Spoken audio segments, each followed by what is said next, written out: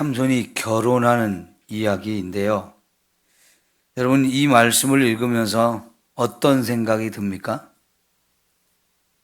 삼손은 지금까지 나시린으로 길러졌고요. 하나님께서 이적을 베푸셔서 태어난 사람입니다. 그리고 하나님이 임신하게 하실 때부터 이 삼손을 통해서 이스라엘을 블레셋에서부터 구원하겠다, 이렇게 귀한 사명을 준 사람인데, 이제 그가 자라서 성인이 되었습니다. 그런데 좀 삼손이 왜 이렇게 살지? 그런 생각이 들지 않아요? 우리 마음에 썩 기분이 좋지가 않습니다. 삼손에 대해서 별로 마음에 안 드는 모습이에요.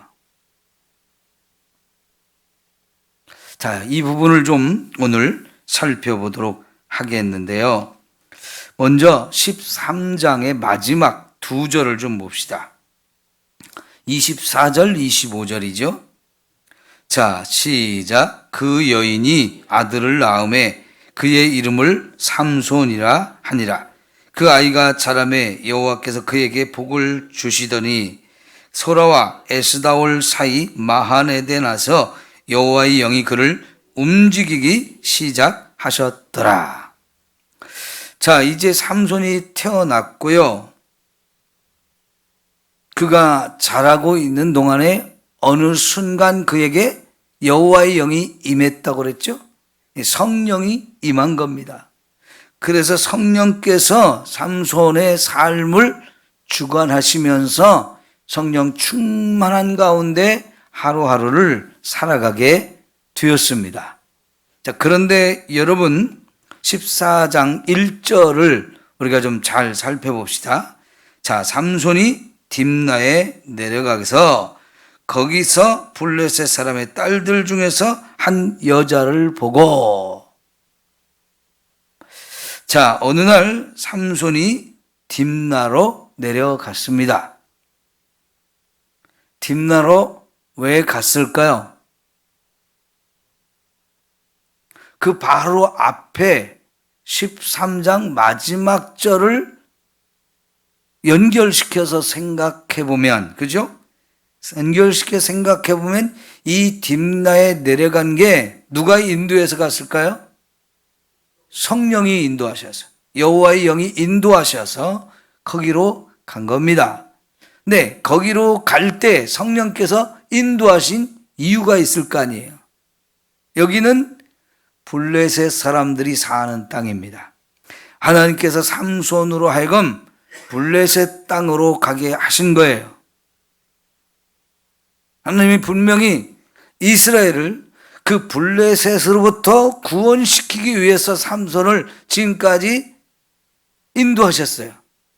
그의 발걸음을 이제 딥나로 가게 하신 것은 성령이란 말이죠. 자, 그런데 거기에 갔을 때 블레셋 사람의 딸들 중에서 한 여자를 보고, 아, 저 여자하고 결혼해야 되겠다, 이런 마음이 싹 든 거예요. 이 상태를 여러분은 어떻게 생각하십니까?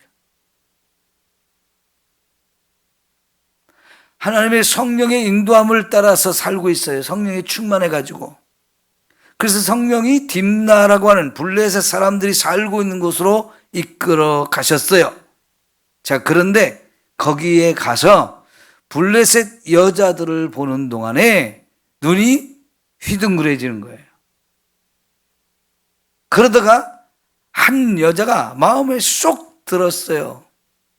자, 그러면서 아우, 저 여자 너무 이쁘다, 결혼하고 싶다, 이런 마음이 들어가지고 집으로 와가지고 부모한테 내가 저 딥나에 가서 블레셋 여자 한 여자를 봤는데 너무 좋다고, 결혼하고 싶다고, 허락해달라고 이렇게 말하거든요. 자, 제가 13장 마지막 절과 연결시켜서 이 말씀을 보아야 된다고 했을 때, 지금 삼손이 어떤 여자를 보고 결혼하겠다고 하는 게, 여러분, 이게 정상으로 보입니까? 비정상으로 보입니까? 여러분 같으면 허락하겠어요? 허락 안 하겠어요? 내가 부모인데 내 아들이 지금 이런 요구를 한다면 이게 쉽게 결혼을 허락할 수 없는 겁니다. 3절에 보면 그의 부모가 뭐라고 그래요? 야, 우리 집안 중에도 네가 얼마든지 결혼할 대상이 많아. 아니면 우리 민족 가운데서 얼마든지 네 결혼할 대상을 찾을 수 있는데 왜 그런 사람들 다 놔두고 블레셋 사람 할례도 받지 않은 이방인인데 왜 블레셋 여자하고 결혼하려고 그러냐? 이거는 하나님의 뜻에도 합당하지 않다. 이거는 하나님의 말씀을 불순종하는 거야. 이게 절대로 허락할 수 없어. 이렇게 됐단 말이죠. 어머니는 유대인으로서 내 아들이 이방 여자와 결혼하는 거 하나님의 말씀과 일치되지 않는 불순종하는 삶이라고 하면서 거절을 합니다. 그런데 삼손은 굳이 결혼하겠다는 거예요. 어머니 말씀을 안 듣습니다. 율법도 안 듣습니다. 자, 그 전에 지금 삼손이 왜 이 여자하고 결혼하려고 할까요? 네? 삼손이 이 여자를 얼마나 딥나로 가서 오랫동안 만나고 사귀어봤는지 모르겠지만 그냥 삼손이 가장 지금 중요하게 생각하는 건 뭐냐면 한눈에 뿅 간 거지요. 그러니까 외적인 것에 너무 뿅 가버린 거예요. 여러분, 유대인들의 여자하고 블레셋 여자하고 비교해 봤을 때 차이가 많이 났던 거예요. 유대의 여자들은요, 경건하게 살아야 되는 것이 너무 강하기 때문에 화려하게 치장을 좀 잘 안 합니다. 그런데 블레셋 여자는 화려하게 치장을 한 거죠. 머리에서 발끝까지 그냥 화려하게 치장을 할 수밖에 없어요. 그럼 벌써 여기서부터 외적인 면에서부터 유대인 여자와 블레셋 여자가 크게 차이 날 수밖에 없는 겁니다. 여러분, 하나님을 믿는 사람하고 믿지 않는 사람은 분명히 많은 면에서 큰 차이가 외모에서부터 날 수 있어요. 그냥 전혀 신앙적인 배경이 없는 집안에서 이렇게 자라온 아이들이 막 세상에 멋에 빠져가지고 화려하게 이렇게 입는 거하고 믿음으로 살려고 노력하는 가정에서 태어나서 자라고 가르침을 받고 교회를 다니면서 어려서부터 그렇게 자란 사람, 확실히 외모가 꾸미는 게 달라요. 그죠? 그런 외적인 것에 그냥 한순간에 마음을 빼앗겨서 이렇게 결혼을 하겠다고 너무 성급하게 하는 것. 결혼은 신중해야 되잖아요. 한평생을 같이 살아야 되는 반려자이고 이게 동반자가 되는 건데 너무나 쉽게 결정을 해버리는데 삼손의 결정의 가장 큰 이유는 내가 딱 눈에 보는 순간 너무 이뻐 보인 거죠. 그 외적인 것에 마음을 싹 빼앗긴 거예요. 자, 그러면요, 아까 다시 처음으로 돌아가서 하나님의 성령이 그를 이제부터 이스라엘을 구원하는 그 일을 하게 하기 위해서 블레셋 사람들이 사는 땅으로 딥나로 데리고 가셨어요. 그런데 거기 가서 하나님이 왜 나를 여기 보냈지? 왜 여기서 내가 뭘 해지? 여기에 관심을 갖고 살아야 되는데 그거는 딱 잃어버렸어요. 여자를 보는 순간. 음욕이 발동해버린 거예요. 음란함이 결국은 하나님의 말씀을 딱 무시해버리고 성령의 인도함을 다 무시해버리고 그냥 이 정욕을 따라서 생각하고 뭔가를 하려고 하는 거지요. 여러분, 참 이게 남자로서는 이 부분이 참 위험스러운 겁니다. 성욕이 없어서는 안 되지요. 여러분, 식욕이 있어야 돼요? 없어야 돼요? 있어야 되죠. 수면욕이 있어야 돼요? 없어야 돼요? 있어야죠. 우리는 육신을 가진 사람이기 때문에 먹어야 되고 자야 되고 또 나이가 먹어가면서 자라면 성욕도 당연하게 생기는 거예요. 근데 그 성욕 자체가 잘못된 것이 아니고 필요한 욕구인데 이것에 우리가 사로잡히고 이것에 의해서 우리 모든 것이 결정되어지면 그때는 위험한 거죠. 죄가 되는 거죠. 그런데 지금 이 삼손은 성령의 충만함을 힘입었고 성령이 인도하시는 삶을 살면서도 음욕이 발동을 하면서 이거를 이기지 못하니까 너무나 성급하게 이 여인에게 마음을 싹 다 빼앗기고 하나님이 그를 왜 거기로 데려가셨는지 무엇을 하려고 하시는지 이걸 다 잃어버렸어요. 그저 오직 이 여자를 갖고 싶은 마음, 이 여자를 내 여자로 만들고 싶은 마음, 그거밖에는 없어요. 여러분, 그런 것을 스스로 잘 절제하고 이거를 잘 관리하지 않으면 그건 심각한 죄의 길로 가는 거지요. 그런데 삼손이 가장 치명적인 약점이 이 여자 문제인 것 같아요.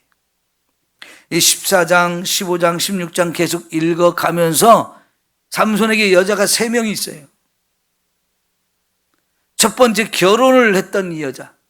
그런데 이 결혼이 성공적으로 진행되지 못하고요. 결혼하고 일주일이나 산 것 같아요.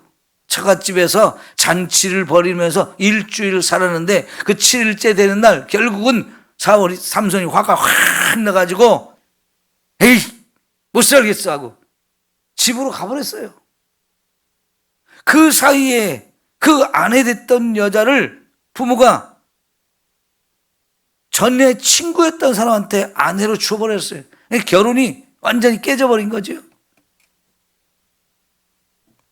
결혼 생활 일주일하고 끝났으니 제가 그래서 오늘 여러분 주제를 삼손의 결혼 사건이라고 제목을 붙인 거예요. 굳이 사건이라는 말을 붙이지 않을 수가 없잖아요. 그리고 이제 15장에 넘어가면 이번엔 또 블레셋 기생을 또 찾아가요. 세 번째는 들릴라라고 하는 유명한 여자에게 완전히 빠져가지고 거기서 허우적거리다가 결국은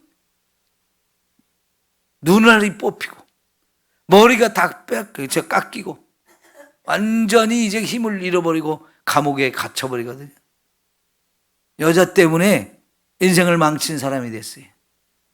이 삼손은 이 여자 문제 때문에 제일 이 약점, 치명적인 약점이란 말이죠.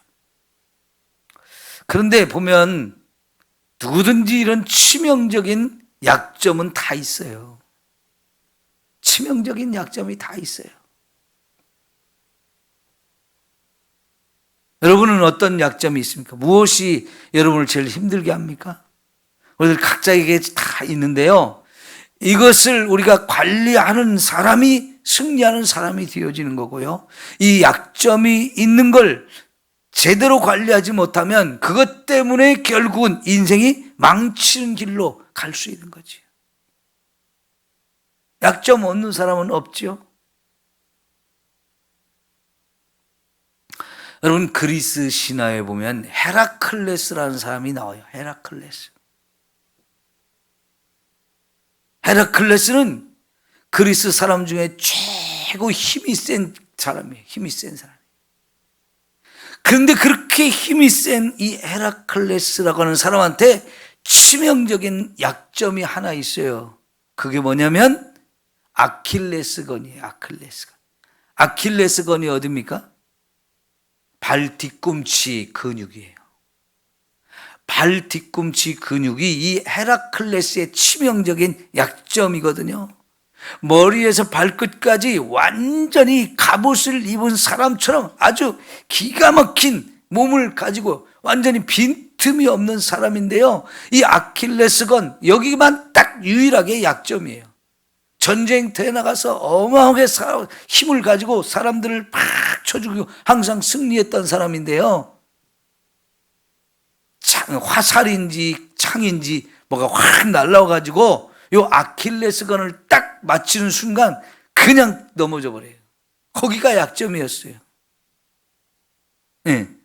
그런 것처럼요, 여러분, 우리에게는 다 이런 약점이 있거든요. 그리고 사탄이 우리의 약점을 너무나 잘 알아요. 그러면 그 약점을 어떻게든지 공격해서 우리를 넘어뜨리려고 얼마나 그 부분을, 치명적인 부분을 집중적으로 공격을 하고 유혹하는지, 여러분, 이 치명적인 약점을 우리들 각자가 잘 관리하지 않으면 힘들어요. 넘어지기. 근데 삼손에 있어서 치명적인 약점은 정욕, 여자예요, 여자. 결국은 여자 때문에 인생이 망치게 되거든요. 첫 번째 결혼을 한 이 대상, 어머니의 말씀처럼 블레셋 이방 여자란 말이에요. 하나님도 원하지 않는 이 결혼을 굳이 하겠다고 고집을 부리는 이 삼손의 마음, 우리 자녀들이 정말 결혼 잘해야죠. 네? 결혼 잘해야 돼요. 우리들 가운데도 결혼을 잘못해서 고생을 평생 하신 분도 많아요. 그래서 우리 자녀들한테는 정말 좋은 배필을 만날 수 있도록 해야 되는데, 믿음을 가진 사람들끼리 함께 결혼한 게 제일 좋죠. 믿음을 갖지 않은 사람하고 믿음을 가진 사람하고 함께 결혼을 해서 믿음을 가진 사람이 평생 괴로운 거예요. 지금도 여러분, 우리가 어려서부터 신앙생활을 하지 않고 중간에 신앙생활을 하게 되었을 때 나만 여전히 혼자 신앙생활하는 게 얼마나 힘들어요. 내 함께 사는 사람, 아내가 됐든 남편이 됐든 같이 신앙생활하면 얼마나 좋을까요? 내 혼자 신앙생활하는 게 얼마나 힘듭니까? 근데 내 자녀들도 그렇게 결혼을 해서 이렇게 영적으로 맞지 않는 결혼 생활을 이어간다면 정말 힘든 거지요.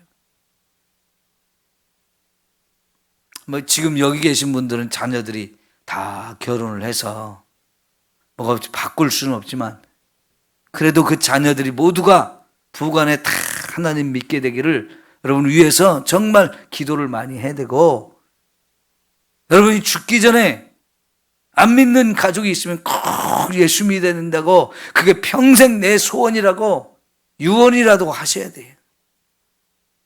그래서 우리 자녀들이 다 이렇게 신앙생활을 잘하는 가정을 빨리 세우는 거 얼마나 중요한지요. 아들들이 예수 믿는 거 말을 안 들으면 며느리부터 믿게 해야 돼요. 며느리가 교회 다니면 아들은 따라가는 거 금방이에요. 부모 말은 안 들어도 부인 말은 잘 듣잖아요. 네, 여러분, 정말 우리 자녀들이 함께 신앙생활을 잘하는 아름다운 가정을 이루기 위해서 여러분이 기도하면 반드시 되어질 줄 믿습니다. 우리 평생의 귀한 소원인데 아름답게 이루어져요.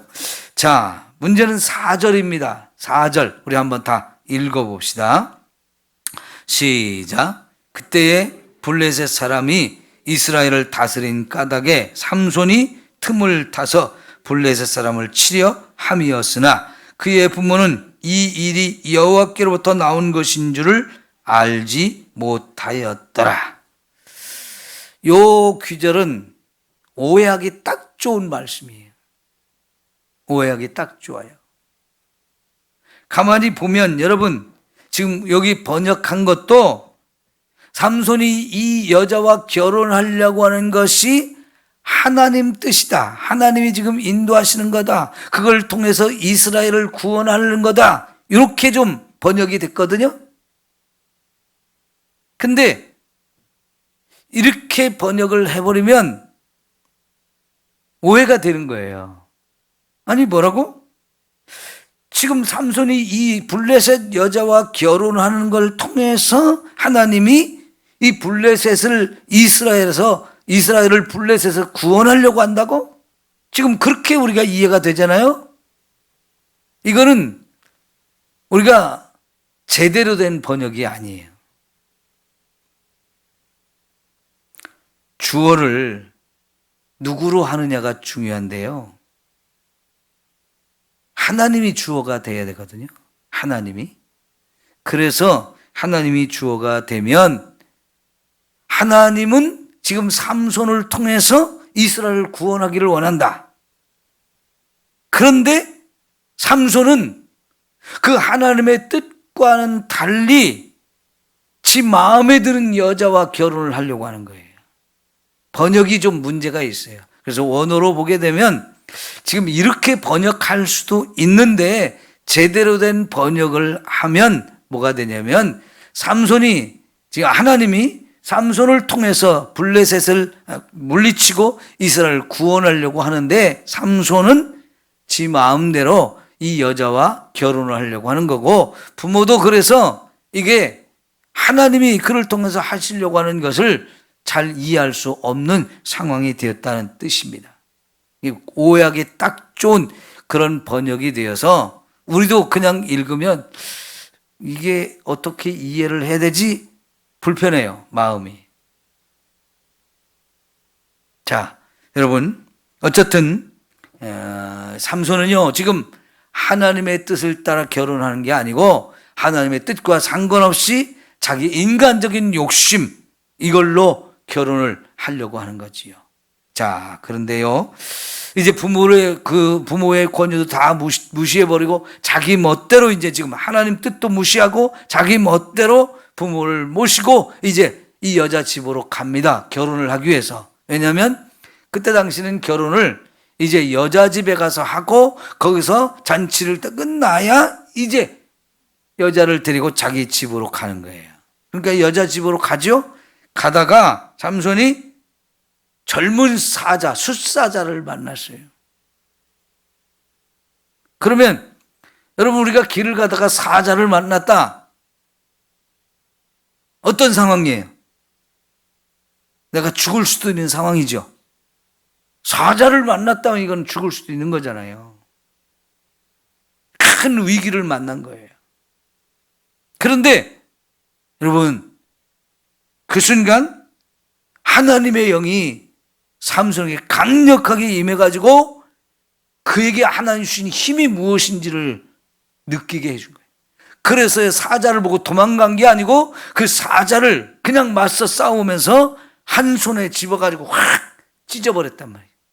야, 이때 삼손도 놀랐을 거예요. 처음으로 하나님이 자에게 준 힘이 얼마나 어마어마한 힘이 있는지를 아마 삼손도 깜짝 놀랐을 거예요.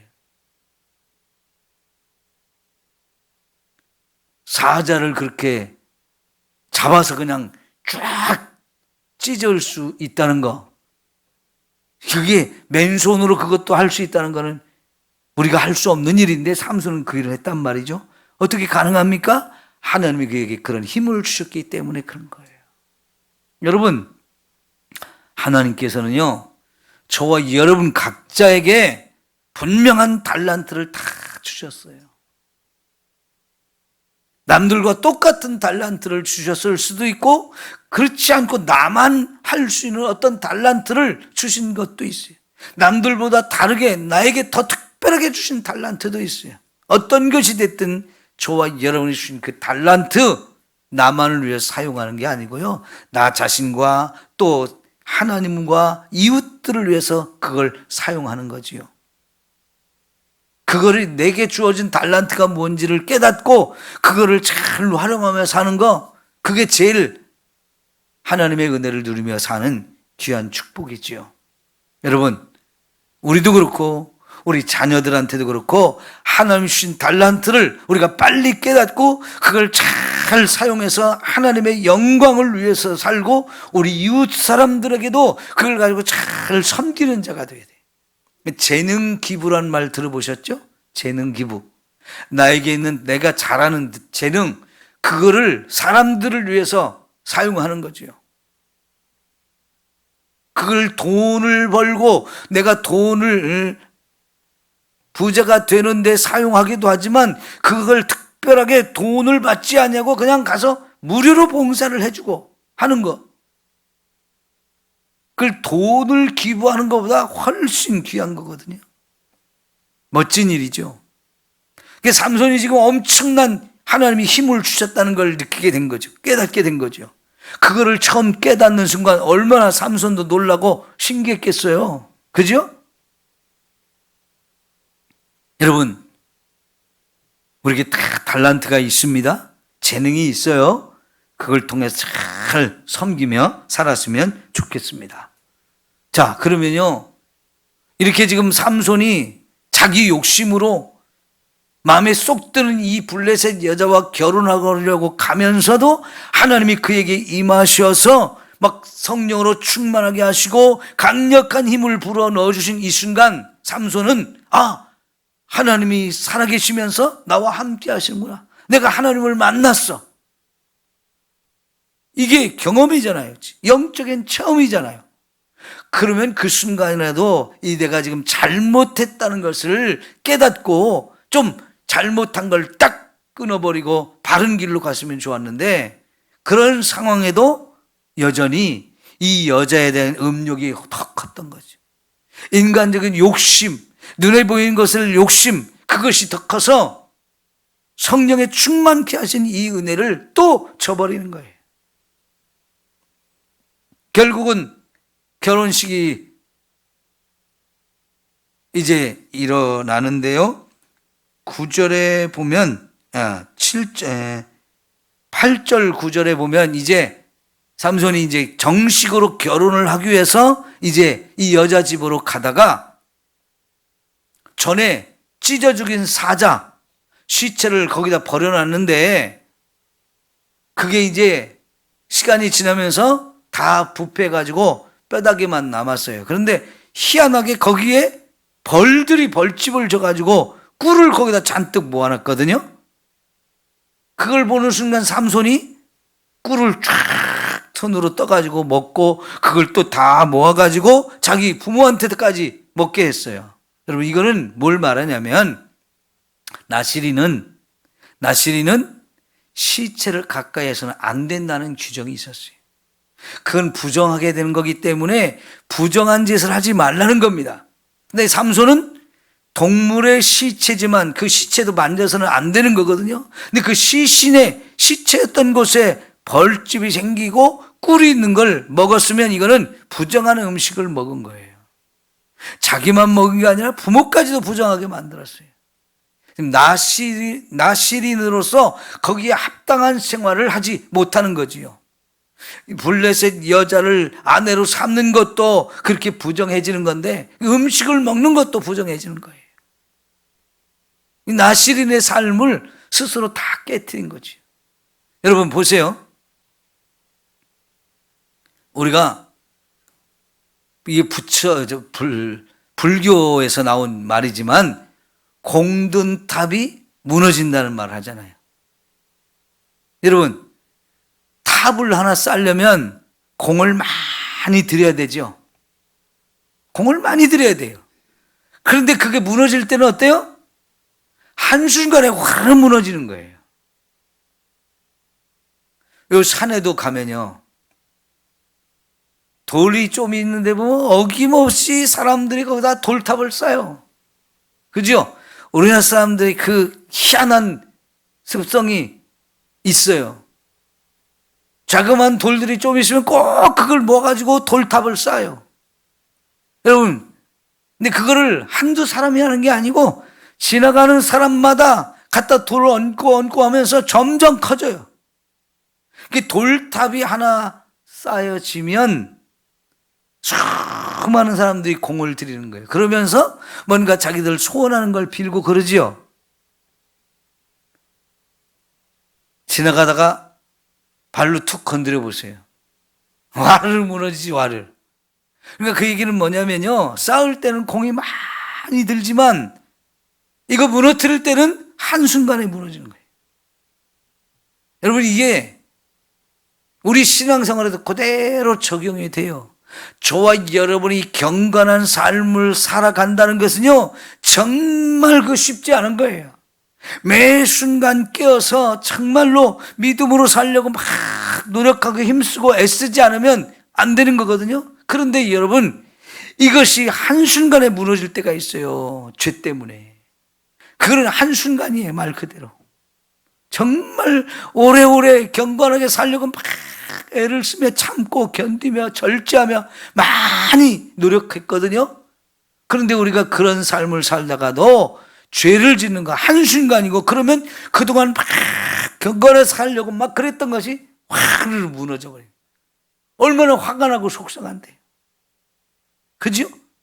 그 무너뜨려진 거, 깨어진 거 다시 회복하려면 얼마나 또 회개하면서 눈물 콧물 흘리면서 막 또 애를 써야 이게 하나씩 하나씩 회복되잖아요. 그러니까 여러분, 우리도 이런 경험을 많이 해보셨을 거예요.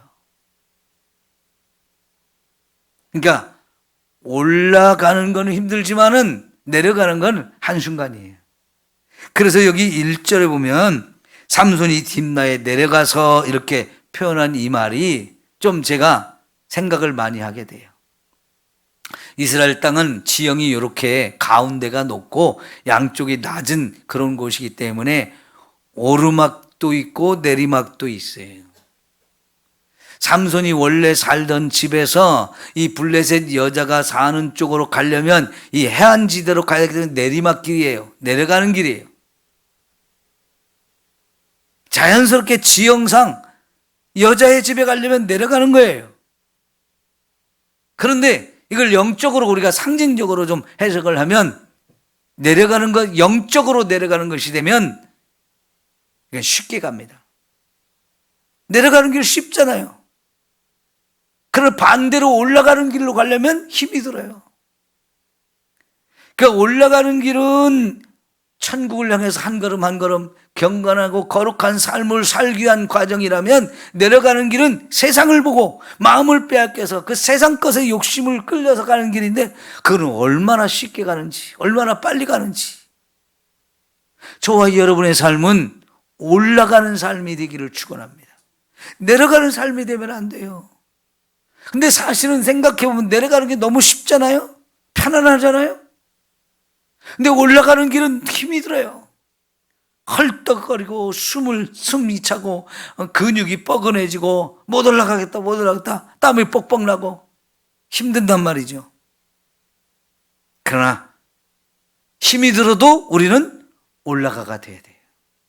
저 높은 곳을 향하여 날마다 나아갑니다. 여러분, 우리의 삶은 저 높은 곳 천국을 바라보면서 그 천국을 향해서 한 걸음 한 걸음 힘이 들어도 올라가야 돼.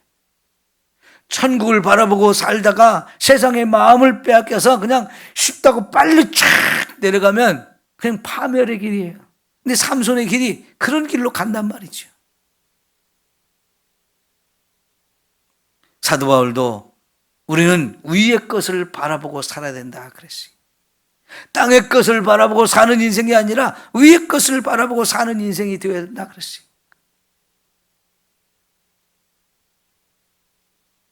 삼손의 인생이 정말 하나님이 선택한 사람이고 아름답게 쓰려고 하는데, 삼손은 거기에 합당한 삶을 못 살아요. 엉망으로 살아요. 너무나 안타깝죠? 저와 여러분이 그런 인생이 되면 안 되겠죠?